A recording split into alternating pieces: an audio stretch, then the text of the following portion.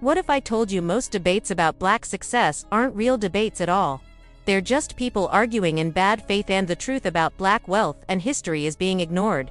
Watch closely, because what you're about to hear will change how you see everything. Charlie Kirk gained a great deal of attention for his live debates, whether they unfolded on college campuses, during Turning Point USA events, or through pre-recorded discussions shared online. His confidence, fast-paced delivery, and command of rhetoric gave him an undeniable edge in presenting conservative ideas to audiences that were often already sympathetic to his message. To many young conservatives, he appeared as a bold defender of traditional values, unafraid to confront what he viewed as the excesses of liberal ideology in academia. His rise to prominence was built on his ability to dominate a stage, articulate his beliefs with assertiveness, and appear intellectually unshakable under pressure. However, as Kirk's presence in the public arena grew, so too did the scrutiny of his methods. Critics began to note a recurring pattern in his approach to debate, one that often prioritized optics over substance. While his supporters applauded him for owning the libs or destroying his opponents, those outside his ideological circle observed something very different: a performer who often refused to engage meaningfully with opposing viewpoints. For many observers, Kirk's debates weren't truly about dialogue or the pursuit of truth. They were about dominance, control, and narrative management. At the heart of the criticism lies the observation that Charlie Kirk's debates frequently lean toward being one-sided, rather than functioning as a space for mutual intellectual exploration. His events tend to resemble ideological monologues where the opposing side serves primarily as a foil. The questions posed by audience members or challengers are often met not with genuine engagement, but with deflection, simplification, or outright dismissal. Instead of tackling complex or nuanced issues on their own terms, Kirk frequently reduces them to easily digestible soundbites that can be packaged and circulated online. These viral clips, which often carry titles like "Charlie Kirk destroys liberal student," help reinforce his image as an unflappable conservative warrior, but they do little to advance real understanding or dialogue. This strategy works remarkably well in the modern media landscape, which rewards spectacle over substance. In an age of short attention spans and social media virality, a quick takedown or sharp rebuttal can travel much further than a thoughtful, nuanced exchange. Kirk's rhetorical style thrives in this environment: quick, assertive, and crafted for the clip. He delivers his lines with confidence and rhythm, ensuring that each moment feels decisive. Yet, beneath the surface of that confidence, critics argue that his approach reveals a deeper insecurity, a reluctance to engage with the full complexity of opposing arguments for fear of conceding any ground.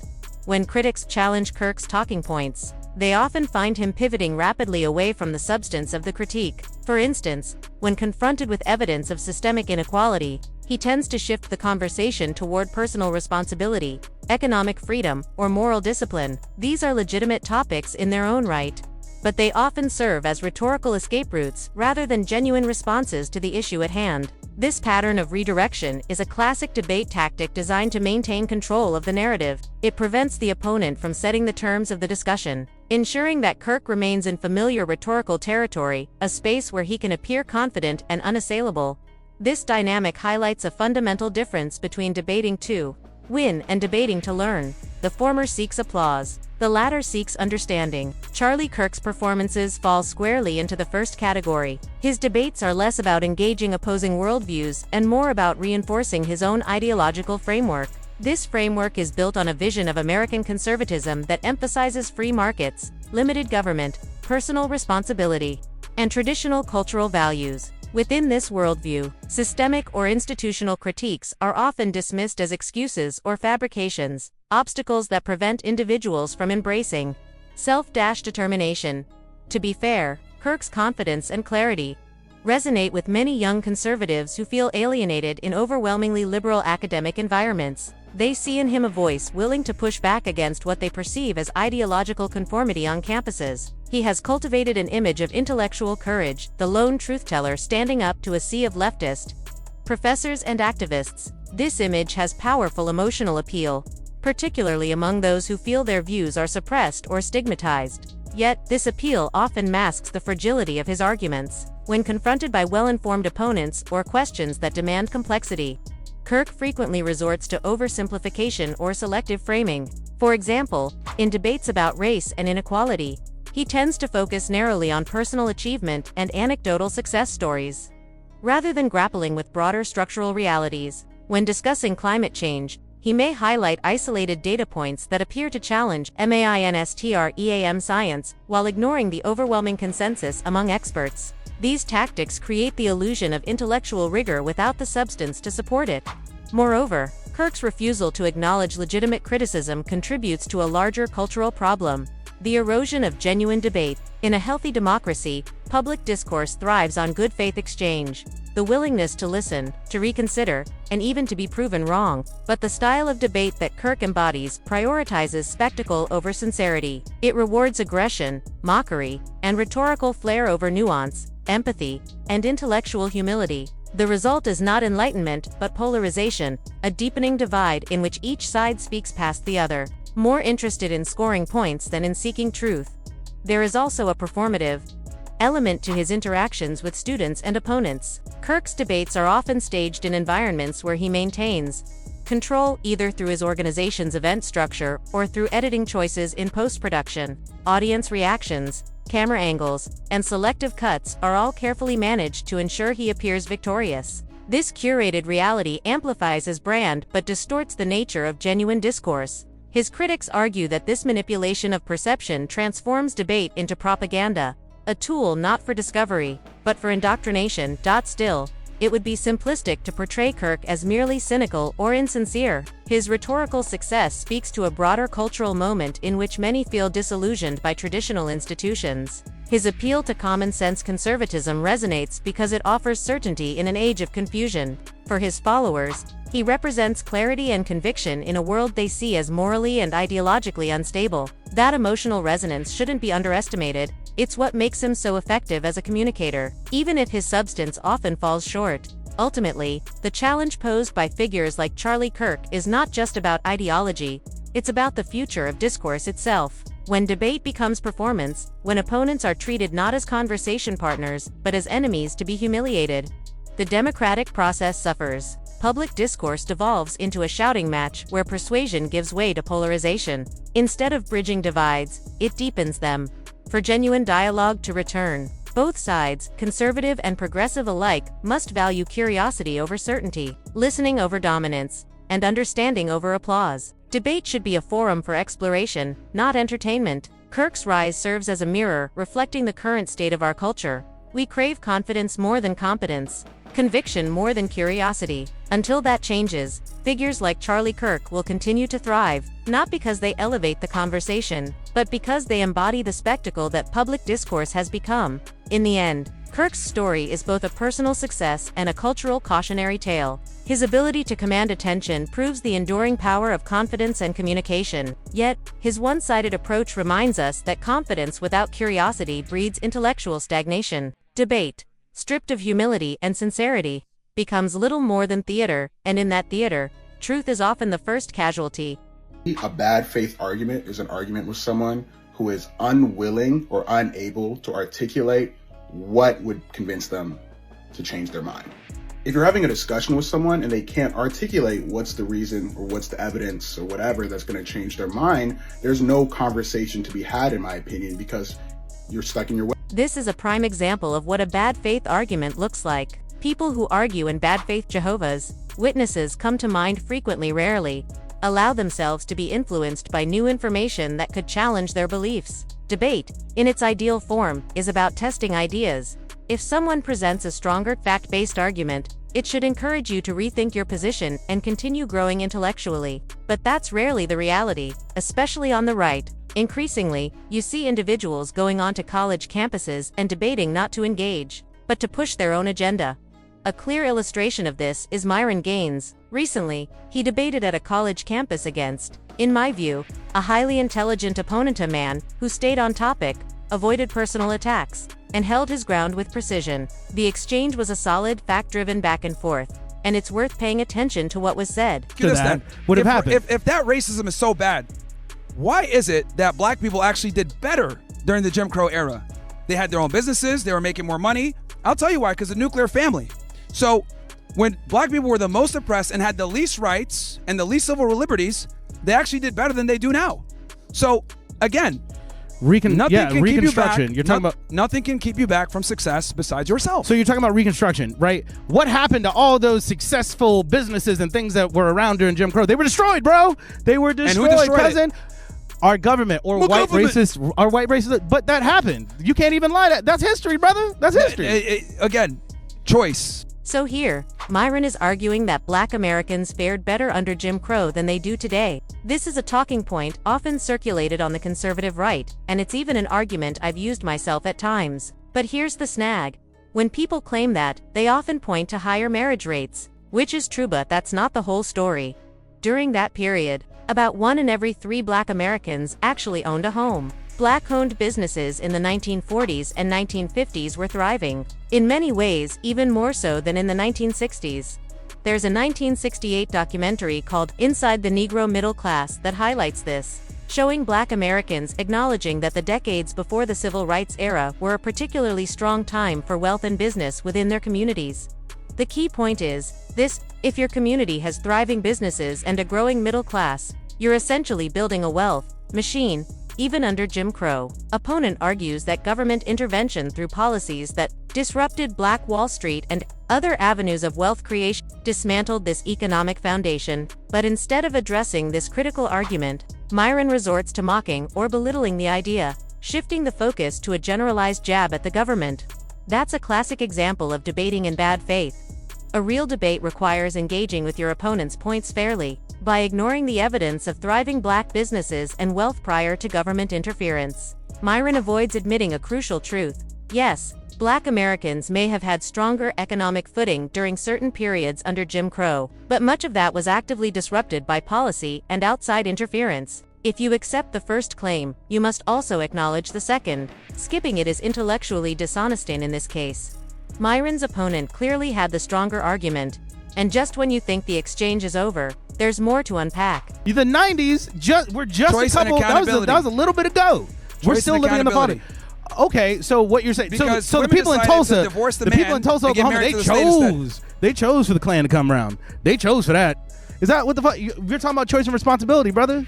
And I'm saying, what responsibilities does the government have? What I'm saying is, in the 60s, when they were actually successful, right? They were oppressed to the highest degree and they were still successful. So there's no excuse with racism being reeled back to not be successful. That's what I'm saying. All these other things happened. Cool. Nobody cares. People need to pick themselves up from the bootstraps. Maybe you need to start caring. Maybe people should start caring. Maybe we should have those conversations. Because if we don't take care of what happened and how people were left, like, taken away from their access to wealth, right? If we don't deal with those things... Once again, we return to Myron's insistence on choice and accountability. Now, there's no denying that these concepts are relevant. They're an important part of the Black experience in America, of the broader Pan-African struggle, and even within African communities themselves. Personal responsibility and decision-making matter. But here's the crucial caveat. They are not the whole story. While Myron leans heavily on the idea that Black Americans need to pull themselves up by their bootstraps, he sidesteps a major reality. Systemic barriers, historical wealth theft, and denied opportunities have left lasting scars. His opponent asks a pointed question: how can you expect progress when access to wealth has been deliberately stripped away? It's a simple, yet profound challenge, one that Myron largely ignores. Because Myron opposes reparations, he avoids any discussion of reconciliation or restitution, which immediately frames his stance as operating in bad faith. You can't credibly argue that choice and accountability alone matter when entire communities have had their economic foundations dismantled, historically ostracized from mainstream institutions, forced into segregated schools, and deprived of the chance to build sustainable wealth. By downplaying these structural realities, Myron reduces lived experiences to mere talking points. He admits, almost dismissively, that these historical injustices don't matter.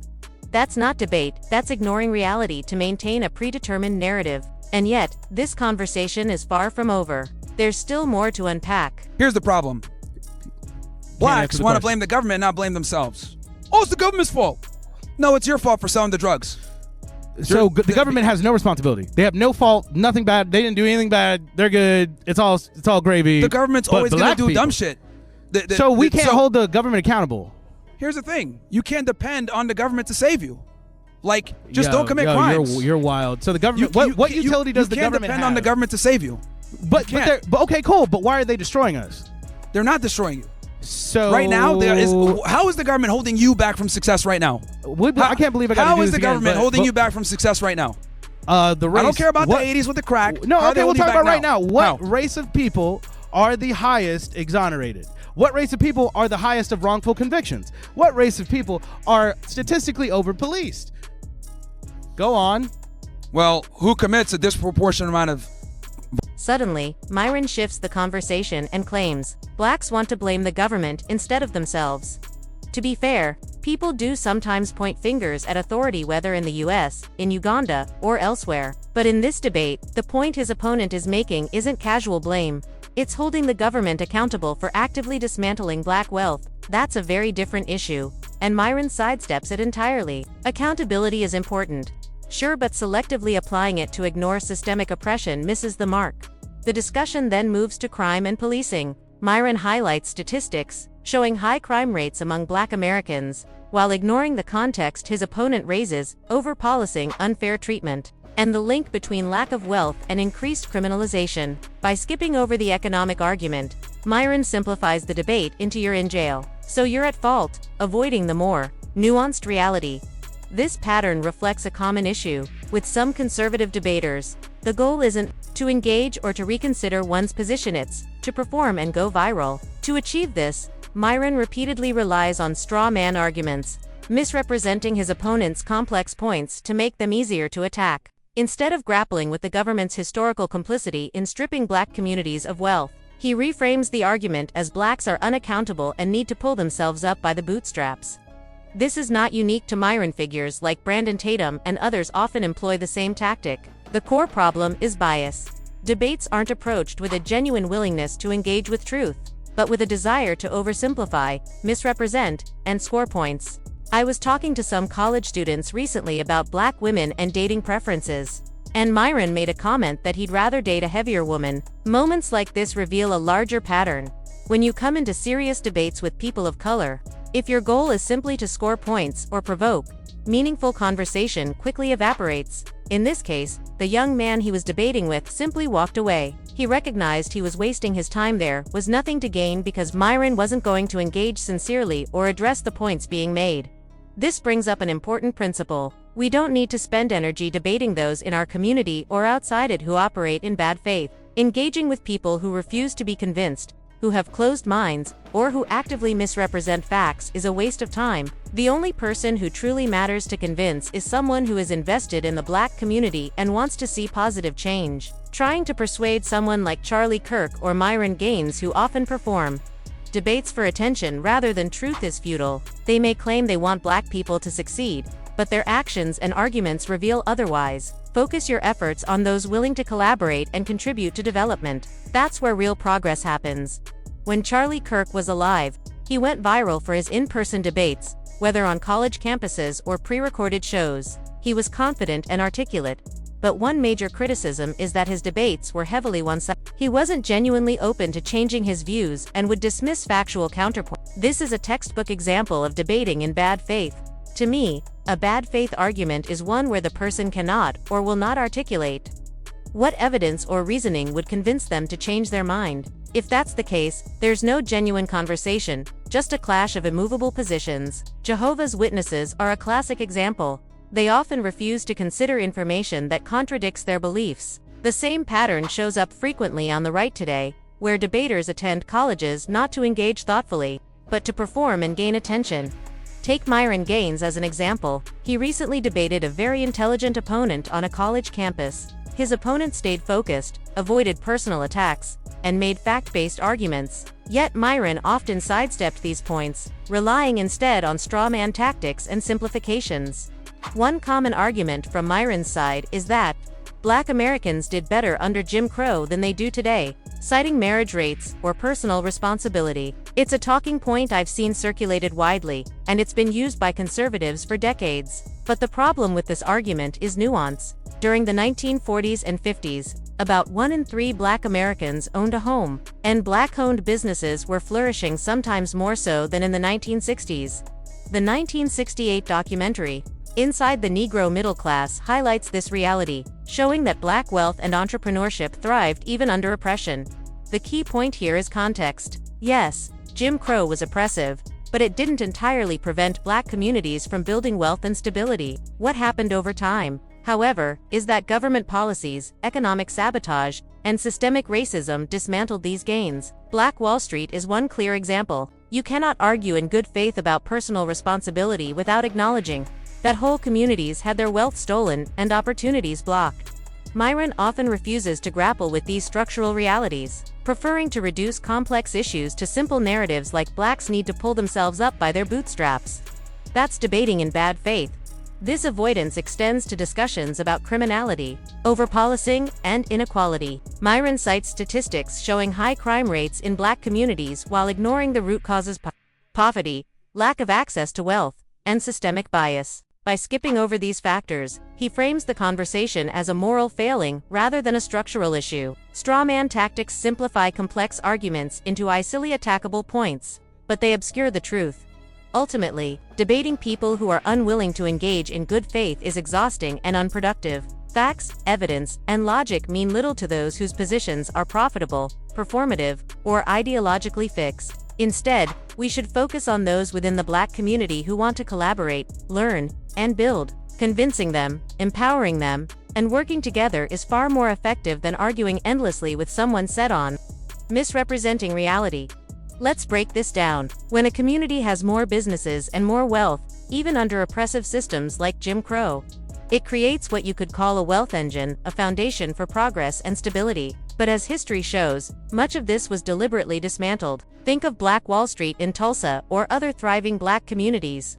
Government actions and systemic interference tore down businesses and disrupted generational wealth. So, when people argue that black Americans did better under Jim Crow, they're ignoring a critical part of the story: the loss of wealth and opportunity due to structural sabotage. Instead of engaging with this, Myron often mocks or downplays the issue, sticking to his favorite talking points: choice and personal accountability. That's debating in bad faith. A genuine debate requires addressing your opponent's claims head-on, especially when the evidence supports them. Ignoring the fact that black communities once had thriving businesses and that much of that wealth was intentionally destroyed is intellectually dishonest. You can't argue, pull yourself up by your bootstraps, while pretending systemic barriers didn't exist. This ties into the broader conversation about choice and accountability. Yes, these concepts matter. They're part of the black experience in America, part of Pan-African struggles, and relevant even across the African diaspora. But they're not the whole story. You can't dismiss centuries of wealth, theft, economic exclusion, and systemic oppression and expect the debate to be fair. Myron often refuses to discuss reconciliation or reparations, which frames his position as bad faith, insisting on personal responsibility. While ignoring structural injustice, critics often accuse black communities of blaming the government instead of themselves. While accountability is important, this argument oversimplifies a complex reality. The government wasn't neutral, it actively undermined black wealth and opportunity. Ignoring that makes the conversation one-sided. For example, when discussing crime statistics, Myron emphasizes overrepresentation in arrests and incarceration but ignores the structural roots: poverty, lack of access to wealth, and By skipping over these factors, he reduces nuanced issues to simplified narratives, creating straw man arguments that are easier to attack. This pattern repeats across debates and media appearances. Whether it's Myron Gaines, Brandon Tatum, or Charlie Kirk, the tactic is often the same: oversimplify complex arguments, misrepresent the opposition, and avoid acknowledging systemic realities. It's not about seeking truth. It's about performance. Don't waste time debating those who argue in bad faith or refuse to engage with truth. Instead, focus on collaborating with people who genuinely want to learn, build, and uplift the community. Facts and logic mean nothing to those committed to ideological performance or bias. Real progress happens through cooperation and empowerment, not endless arguments. The goal isn't to convince the closed-mindeds, to strengthen those willing to act, grow, and create change. Stop debating for spectacle. Start investing in meaningful conversations that lead to collective progress and community development, where real transformation begins.